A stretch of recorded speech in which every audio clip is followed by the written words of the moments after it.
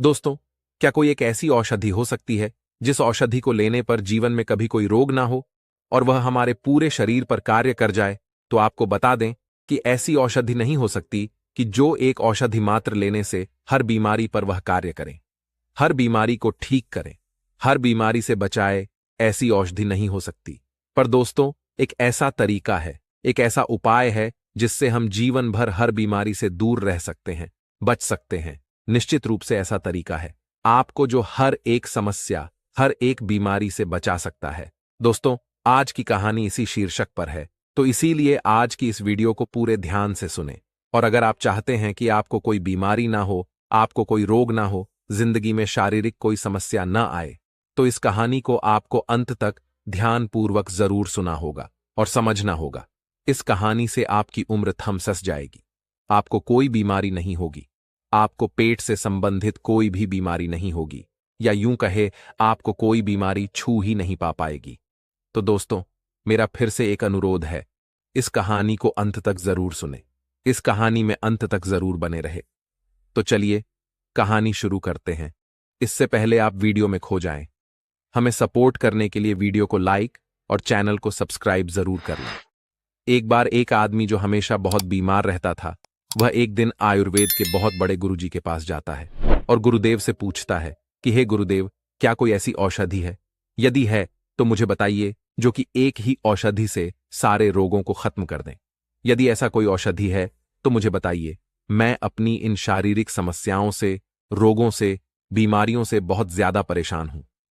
तब गुरुदेव बोले, अगर तुमने यह पूछा होता कि क्या कोई ऐसा उपाय है जिन्हें करने से सारे रोग खत्म हो जाए, तो मैं कहता हां, ऐसा उपाय है। पर एक ही औषधि जो अनेक रोगों, बीमारियों में काम करे, ऐसी कोई औषधि बनी ही नहीं है। पर एक ऐसा उपाय है। तब वह व्यक्ति बोला, ठीक है गुरुजी, आप वह उपाय के बारे हमें बताने की कष्ट करें। तब वह गुरुदेव बोले, आज मैं तुमको यह बताऊंगा कि हम कैसे अपने पूरे स्वास्थ्य को ठीक रख सकते हैं और शरीर की कोई सी भी कितनी भयानक बीमारी से बच सकते हैं।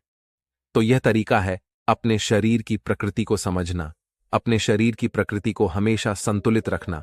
इससे आपका बल भी बढ़ेगा, सौंदर्य भी बढ़ेगा, हर प्रकार से आपको इससे लाभ मिलने वाला है। तो आपको करना क्या है? वात, पित्त और कफ, इस सिद्धांत को अच्छे से समझना है। फिर गुरुवर उस व्यक्ति से कहते हैं कि पहले सिद्धांत में आप यह समझो कि हमारे शरीर की प्रकृति कैसी है, प्रकृति के लक्षण क्या होते हैं। असंतुलित है तो उसे कैसे संतुलित किया जा सकता है।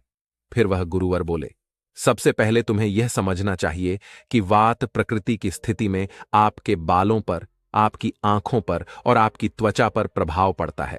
आपके बाल रूखे होने शुरू हो जाते हैं और झड़ने लगते हैं, और जब आपके बाल झड़ने लगते हैं तो आप कई तेलों का प्रयोग करते हैं, विभिन्न प्रकार की औषधियों का प्रयोग करते हैं, लेकिन तब भी लाभ नहीं हो रहा है। तो समझ जाना कि वात आपका प्रकोप हो रहा है, वात रोग में आपकी समस्या है। आंखों की रोशनी कम होने लगती है, त्वचा जो है आपकी वह रूखी होनी शुरू हो जाती है, सुखी हो जाती है, और त्वचा चेहरे पर झुर्रियां पड़ने लगती है। यह सब वात का प्रभाव होता है। तो अगर आपके साथ ऐसा हो रहा है तो आप समझे कि यह वात का प्रभाव है। वात आपके शरीर में असंतुलित हो रहा है। अगर आपको जोड़ों में दर्द होता है, कमर में अकारण ही दर्द हो जाता है, तो यह सब वात के प्रभाव के कारण ही हो रहा है। और भूख इन लोगों को अच्छी लगती है, सामान्य लगती है, बहुत अधिक नहीं, बहुत कम नहीं, लेकिन इन लोगों को गैस की समस्या, पेट जैसे फुला फुला अनुभव होना और डका आना, ऐसी परिस्थितियां इनको बनती हैं, और अधोमार्ग से वायु का निष्कासन ज्यादा होता है। इस प्रकार की स्थिति बनती है। और साथ ही कॉन्स्टिपेशन यानी कब्ज की समस्या इनको रहे है, क्योंकि वात जो है वह सूखा है, वह मल को भी सुखा देती है। वात का जो मुख्य स्थान होता है वह आपकी आंतें होती है, और यह यहां पर मल को सुखा करके कॉन्स्टिपेशन की समस्या खड़ा करती है। तो अगर आपको बार बार कॉन्स्टिपेशन की समस्या रहती है, मल ठीक से निष्कासित नहीं हो पाता है, तो आप यह समझ लेना कि आपके शरीर में की वात का प्रभाव बढ़ा हुआ है। यह सुनकर वो व्यक्ति बोला, गुरुदेव, आपने ठीक कहा।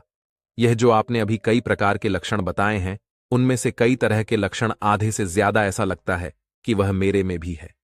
तभी गुरुवर कहते हैं, तो ठीक है, तो अब तुम यह समझो कि मन की स्थिति कैसी रहेगी। तो यह मन चंचल रहेगा, एक जगह ठहरेगा नहीं। मन बार बार अलग अलग स्थानों पर जाएगा। अगर वह ध्यान का अभ्यास करें और अपने काम में एकाग्र रहने की कोशिश करें तो कोशिश करना मुश्किल होगा। ध्यान बहुत ज्यादा भटके का यह वाद का प्रभाव होता है। फिर गुरुदेव व्यक्ति से बोले, अब मैं तुमको यह बताता हूं कि अगर आप वात प्रकोप है तो आप किन चीजों का प्रयोग करके ठीक कर सकते हैं। तो आपको मुख्य रूप से बासी भोजन और भारी भोजन का त्याग करना है। जब आप ज्यादा मात्रा में भोजन कर लेते हैं तो आपके पेट पर दबाव बनता है, भोजन सड़ता है और वहां से वाद बनना शुरू हो जाता है। और जो आपकी पाचन शक्ति है वह भी मध्यम हो जाती है, वह भी तेज नहीं होती है। ऐसा नहीं होता है कि वह कुछ भी पचा लेगा। तो आपको भारी भोजन नहीं करना है, गरिष्ठ भोजन नहीं करना है, हल्का सुपाच्य और संतुलित भोजन करना है। अब बात करते हैं कि वात को खत्म कैसे किया जा सकता है। इसमें आपको गाय के देसी घी का प्रयोग करना है। जब आप गाय के देसी घी का प्रयोग करते हैं तो इससे आपके वात का प्रभाव कम होता है। और साथ ही साथ आप तिल के तेल का प्रयोग करें। तिल का तेल आप भोजन में प्रयोग कर सकते हैं। तिल के तेल की आप शरीर में मालिश करते हैं तो वह भी अत्यंत लाभकारी होगा। और जब आप तिल के तेल को रात्रि में सोने से पहले 1 चम्मच मात्रा में लेते हैं तो सुबह कॉन्स्टिपेशन के लिए भी अच्छा है और आपके वात के प्रभाव को शांत करने के लिए भी अच्छा है। व्यायाम इसमें कितना करना है? तो आपको बहुत ज्यादा व्यायाम नहीं करना है। अगर आप हल्का व्यायाम करते हैं तो वाद की स्थिति में आपको जरूर लाभ होगा। अब आगे बढ़ते हैं कि अगर कि पित्त के लक्षण हो तो उसे कैसे संतुलन करते हैं, क्या करना है। तो पित्त के लक्षण में बाल सफेद होते हैं, वात की स्थिति में बाल झड़ते हैं, तो पित्त की स्थिति में बाल सफेद होते हैं। बाल अगर आपके सफेद हो रहे हैं तो समझ जाइए कि पित्त का प्रभाव आप में बढ़ा हुआ है। चेहरे पर कील, मुंहा से फोड़े, फूंसी की समस्या और पिंपल की समस्या इन लोगों में ज्यादा रहती है। साथ ही जो यह लोग भोजन करते हैं अगर उसमें मिर्च मसाले वाली सब्जी ज्यादा होगी तो यह और भी अत्यधिक नुकसान पहुंचाता है। इसलिए इन लोगों को मिर्च मसालों का त्याग करना है। फास्ट फूड, जंक फूड, बहुत ज्यादा तेल में तली हुई चीजों का तो त्याग करना होता है। अगर आप अच्छा सुपाच्य भोजन करते हैं तो आपके इसे लाभ होगा। अगर आपको एसिड बहुत बनता है, खट्टी डकार आती है और कब्ज की बहुत ज्यादा समस्या होती है तो ऐसा समझे कि आपका पित्त प्रकोप है। पित्त की समस्या है तो पाचन का विकार हो सकता है। तो ऐसे में आपको सबसे पहले ध्यान देना होगा।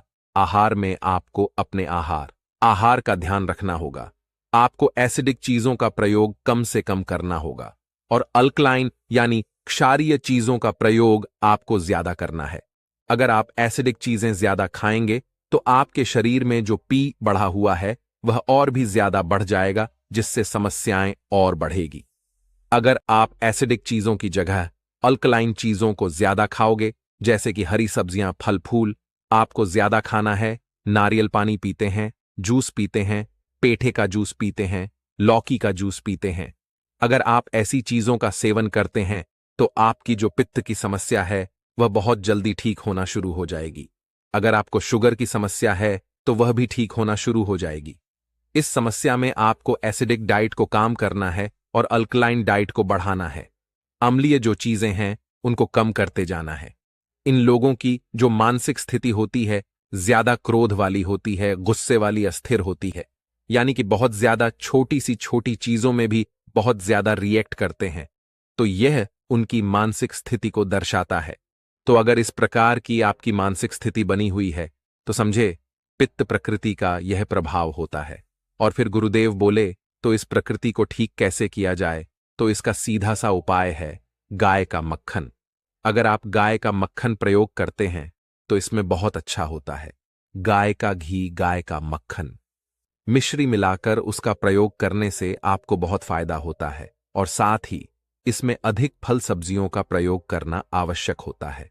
व्यायाम में आप समझे कि कुंजल क्रिया जो है वह बहुत अच्छी रहती है, यानी कि आपको पर्याप्त मात्रा में 3 से 4 गिलास गुनगुना नमकीन पानी पी के उसके बाद आप उंगली को मुंह के अंदर डाल के कुल्ला करते हैं तो पानी बाहर आएगा। यह जो क्रिया है यह पित्त की अवस्था में बहुत काम आती है। ऐसे लोगों को ध्यान का अभ्यास और योग का अभ्यास भी करना चाहिए। इससे भी मन शांत होता है, गुस्सा कम होता है। मानसिक स्थिति जब शांत होती है तो पाचन पर भी उसका अच्छा प्रभाव पड़ता है, और आपकी जो अल्सर जैसी समस्या है, पित्त बढ़ रहा है, तो ऐसे में मानसिक समस्या इसे कम करने में आपकी मदद करती है। अब बात करते हैं कफ प्रकृति में क्या लक्षण दिखाई देते हैं। कफ प्रकृति को एक अच्छी प्रकृति माना जाता है। इसमें त्वचा बहुत अच्छी रहती है। इसमें आपकी त्वचा, आपकी आंखें और आपके बाल सब अच्छा रहता है। आपका पाचन भी ठीक रहेगा। बहुत ज्यादा भूख नहीं लगेगी, लेकिन सामान्य भूख लगेगी। लेकिन आप यह समझिए, जो आपकी कफ प्रकृति है, इसमें आप जो कुछ भी खाएंगे उससे आपका वजन बहुत तेजी से बढ़ेगा। आप में ओबेसिटी यानी कि मोटापे की समस्या रहने वाली है। जो म्यूकस है यानी बलगम, वो बढ़ता है। खांसी जुकाम की समस्या रहती है।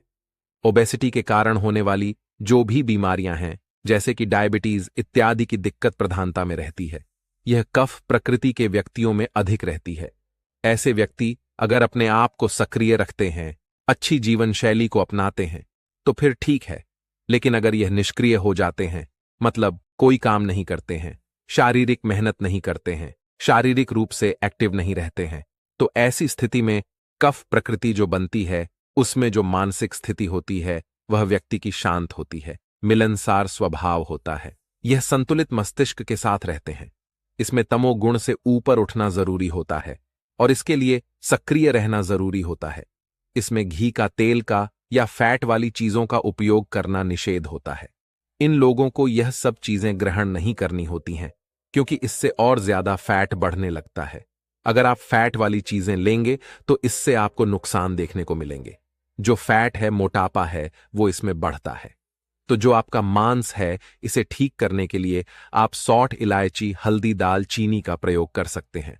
अगर आप इस प्रकार की चीजों का प्रयोग करते हैं तो इसका संतुलन होता है। व्यायाम की बात करें तो कफ प्रकृति के व्यक्तियों को पूर्ण शक्ति व्यायाम करना चाहिए। अधिक व्यायाम करना चाहिए। ऐसा व्यायाम करना चाहिए जिससे कि उनके शरीर से पसीना निकले, जिससे कि उन्हें थकान का अनुभव हो। ऐसा व्यायाम उनके लिए उपयोगी रहेगा। साथ ही साथ इनके लिए उपवास बहुत अच्छा रहेगा। हफ्ते में एक दिन उपवास तो कफ प्रकृति के लोगों को करना चाहिए। अधिक पूर्ण व्यायाम यानी कि अच्छा व्यायाम, और इसके साथ ही अगर यह उपवास करते हैं तो इससे उन्हें बहुत अच्छे लाभ मिलते हैं। तो इस तरह की स्थितियों में आप अपने लक्षणों को देख सकते हैं, मिला सकते हैं कि आपके मानसिक और शारीरिक लक्षण किस तरह से मेल खाते हैं।